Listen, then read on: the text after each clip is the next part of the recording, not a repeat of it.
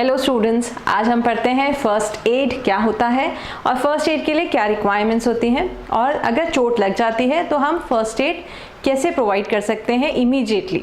अब देखिए, first aid से ही मीनिंग समझ में आता है। जो इमीडिएटली किसी भी पेशेंट को एड दिया जाता है उसको हम बोलते हैं first aid. This is usually given when before the doctor arrives. जैसे सपोज घर पे हम खाना बना रहे थे, खाना बनाते बनाते हाथ कट गया या कुछ काम कर रहे थे, हमारा हाथ कट गया, तो उस समय हम जो उसको मेडिकल एड देते हैं उसे हम बोलते हैं फर्स्ट एड। तो घर पे एक छोटा सा मेडिकल बॉक्स यूजुअली रखा रहता है जिसमें ओवर द काउंटर ड्रग्स रखी रहती हैं, बैंडेड्स, बैंडेजेस, लोशंस, कैलामाइन लोशंस, छोटी बड़ी एंटीसेप्टिक क्रीम्स, डेटॉल्स, ये सब हम घर पे ही रखते हैं सो दैट छोटी चोट के लिए या माइनर बर्न्स के लिए हम घर पर ही अपने आप को ट्रीट कर सकें and then later on we can consult the doctor. तो फर्स्ट एड से हम क्या समझते हैं? It is the immediate relief that is provided to the patient before the doctor arrives. अब कुछ चीज़ें हैं जो हमें याद रखनी चाहिए, कुछ स्टेप्स हैं जो हमें याद होने चाहिए, कुछ पॉइंट्स हैं जो हमें याद रखने चाहिए। तो क्या है वो पॉइंट्स? सबसे पहले, जिस भी पेशेंट को आप फर्स्ट एड प्रोवाइड करना चाह रहे हो उसको एक कंफर्टेबल पोजीशन में लिटा दो। फिर अगर घबराहट हो रही है तो लूजन his clothes, do not crowd over that patient. जो भी जिसको लगी है या जिसको कुछ घबराहट हो रही है उसके सराउंड नहीं करो, उसमें फ्रेश एयर उसको आने दें। देन जो पर्सन है जो फर्स्ट एड दे रहा है उसको बहुत ज़्यादा काम होने की ज़रूरत है। अगर वही पैनिक करेगा तो फिर फर्स्ट एड कैसे प्रोवाइड करेगा? तो he should be very calm and he should not panic and then you should consult the doctor just after providing him or her the first aid। and घर पर अगर आपके कोई एडल्ट है तो उनके सुपरविजन में ही आप फर्स्ट एड प्रोवाइड करें। ना फर्स्ट एड छोटी छोटी चीज़ों के लिए कैसे दिया जाता है? जैसे सपोज आपको माइनर कट्स या वुंड्स हैं, माइनर इंजरीज हैं, तो जिस भी एरिया में कट लगा है पहले उसको प्रॉपरली साफ पानी से धो लीजिए। धोने के बाद अगर छोटा सा कट है, जैसे सिर्फ एक छोटी सी ब्रूज लगी है, ज़रा सा कटा है, तो उसके ऊपर बैंडेड लगा लीजिए, इमीडिएट रिलीफ हो जाएगा। लेकिन अगर ब्लीडिंग स्टॉप नहीं हो रही है, थोड़ा सा डीप कट है, तो उसको अच्छे से बैंडेड से बांध लें। उसके ऊपर पहले एंटीसेप्टिक क्रीम लगाकर फिर उसको प्रॉपरली बैंडेड कर लें और फिर डॉक्टर से कंसल्ट करें। हो सकता है स्टिचेस लगाने की ज़रूरत हो सकता है डीप कट हो, तो गो and consult the doctor if the bleeding does not stop.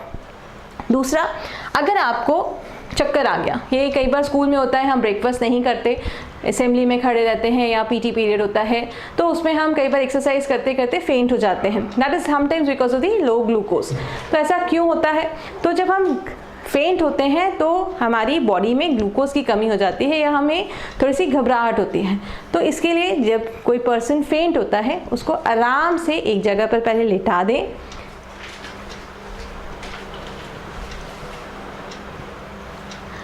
ठीक। तो जैसे सपोज कोई आप ही फेंट हो जाओ तो जो आपके टीचर्स हैं या जो कंसल्ट कर रहा है वो आपको एक कंफर्टेबल पोजीशन में लिटा दें।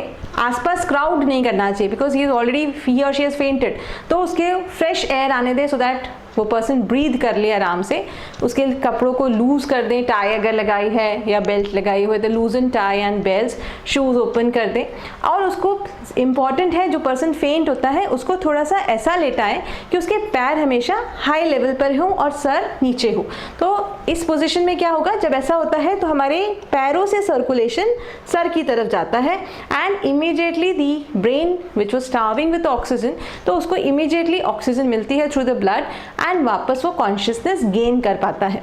एंड देन फिर ग्लूकोज वाटर या सिंपल डायरेक्ट ग्लूकोज उसको पिला सकते हैं, डायरेक्टली ग्लूकोज दे सकते हैं। इफ़ ही और she feels better, very good.